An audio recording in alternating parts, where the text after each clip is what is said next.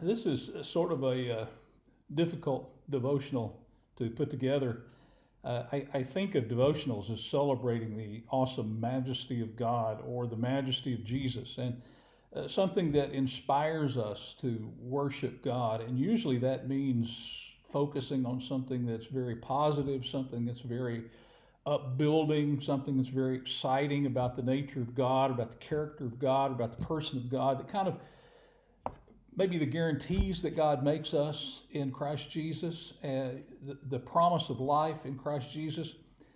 But as we know, that it's not always true that our relationship with God is full of easy and joyful things. Sometimes our relationship with God is filled with death, with suffering, with unanswered prayers. We'd like to think that our Father always intervenes in ways that guarantee our safety or guarantee our deliverance or guarantee our relief from suffering, or at least there is a promise of suffering for just a short while, and then after that it's all light and goodness and happiness and joy. But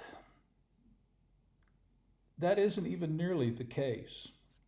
Now, I kind of had that driven home to me over the past year.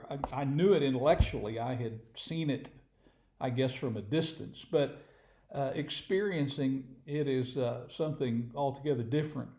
It was just a little over a year ago, January 30th, I think, when this little guy was born. Get the picture lined up there. He was born a couple of months early. And he spent a couple of months in the hospital because he needed oxygen support as his lungs developed. And it really seemed the answers to prayer when he got to come home. But it was about Easter of last year that his daddy noticed something wrong about his eyes.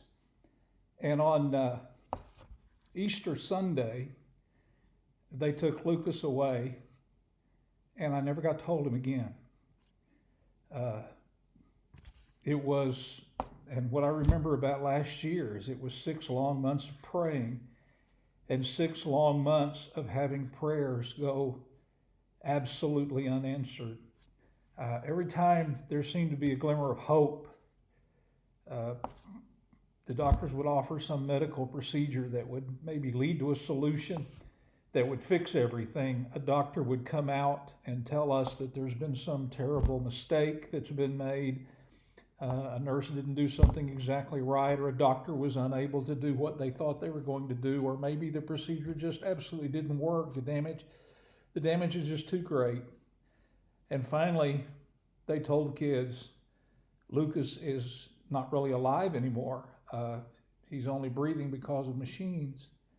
And we had to let him go. There were no bright spots. There were no redeeming moments. There was only hope dashed. There was only disappointment, fueled by a feeling that prayer was pretty much useless. Maybe worse than useless, because it only raised hopes for light that would never come. Now, that doesn't mean that I think that God has let me down. I think God has been faithful to me, and I think God was there the entire time, suffering with me. Now, you hear my language there. I say me because I want to talk about how this has affected me personally. I know there were a lot of other people involved, and I know that this wasn't just about me. But the thing that kept me faithful in the middle of all of this grief, the one thing that has kept my eye on God, that has really convinced me that God is on my side, is the cross of Christ. You see, the cross is where God himself suffered, and there was no rescue from it. There was no relief from it. God had to experience everything that was involved in the cross. He had to experience the shame of it. God in Christ Jesus being accused unjustly of being a criminal, and Jesus, the Son of God, with all of this power and all of this ability, he was shown up as weak and helpless. And there was the pain of it. Jesus himself tortured to death and having to endure it all the way to the end instead of having the Father answer his prayers for relief. The Father himself having to suffer it without being able to do anything about it. And maybe even greater is the kind of pain that I knew, and the pain that you know too sometimes, that he could have done something about it. He had the power, he had the ability, but he stood by and let Jesus die. Now, I know it's not because God is cold and hard and unfeeling. You know, when you say he let Jesus die, you make that sound like he did something horrible and terrible. But in reality, in order for God to accomplish his purpose, in order for him to rescue us, it wasn't possible for God to intervene.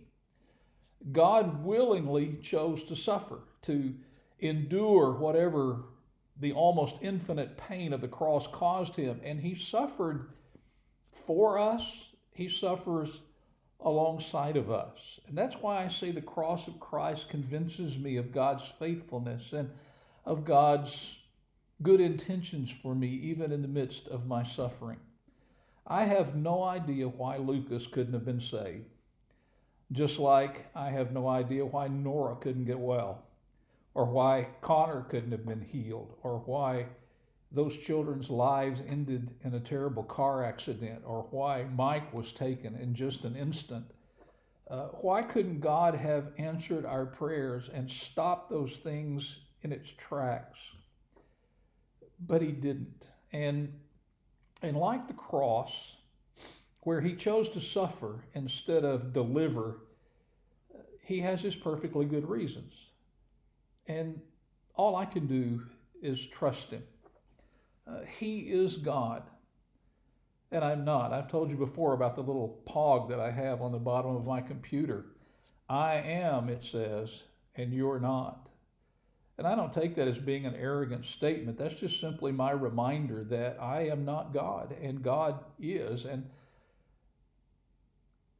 my trust, though, isn't the sort of trust that's just kind of been beaten out of me. You know, here is this great, majestic God who is proved to be so much more than I am, and so whether I like it or not, I have to trust him. That's not it at all. My trust comes from a God who himself accepts the hardest suffering and endures it on my behalf. And yeah, there is always that hope. There is always that longing. Well, not longing. There is longing that God will do something to relieve my suffering, but there is always that faith that God knows what he's doing even when I don't. There is always the trust of a true friend. God suffers with me. He cries with me. He endures with me. And it is genuine sorrow. He knows my pain and he feels it. And I think he understands the frustration and experiences the frustration of one who, for some reason, cannot take that away. And he knows the same kind of anger that I feel in enduring it. Jesus sat at the tomb of Lazarus and cried. And Mary and Martha both have been accusing him. If you had been here, my brother wouldn't have died. But he wasn't there. For whatever reason, he didn't come, and he didn't come in a timely manner. And John tells the story to let us know that Jesus could have gotten there all right, but he just chose not to. He had his own reasons, but his tears were genuine. See how he loved him, the people said. I ran across this song.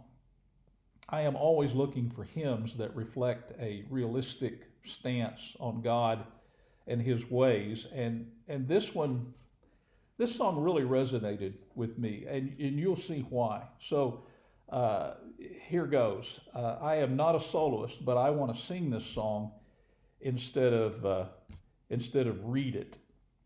And to do that, I've got to go get it because I just realized I didn't bring the song with the words on it so I could sing it to you. All right, so here I am. back again. Uh, I want to sing this song. Like I said, I'm not much of a singer, and my voice is not particularly good. The older I get, the worse it gets. But I do want to sing this song. And I think just from the title of it, you'll realize why this song caught my eye when I saw it. When Aimless Violence Takes Those We Love is the title of this song. It goes something like this.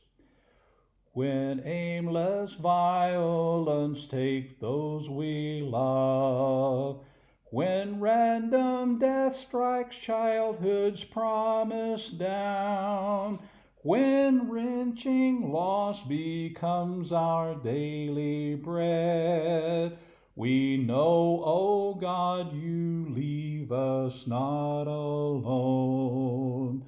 When passing years rob sight and strength and mind, yet fail to still a strongly beating heart, and grief becomes the fabric of our days. Dear God, you do not stand from us apart. Our faith may flicker low and hope grow dim, yet you, O God, are with us in our pain. You grieve with us and for us day by day, and with us sharing sorrow will remain. Because your child knew agony and loss, felt desolation, grief, and scorn and shame, we know you will be with us come what may. Your loving presence near, always the same. Thank you.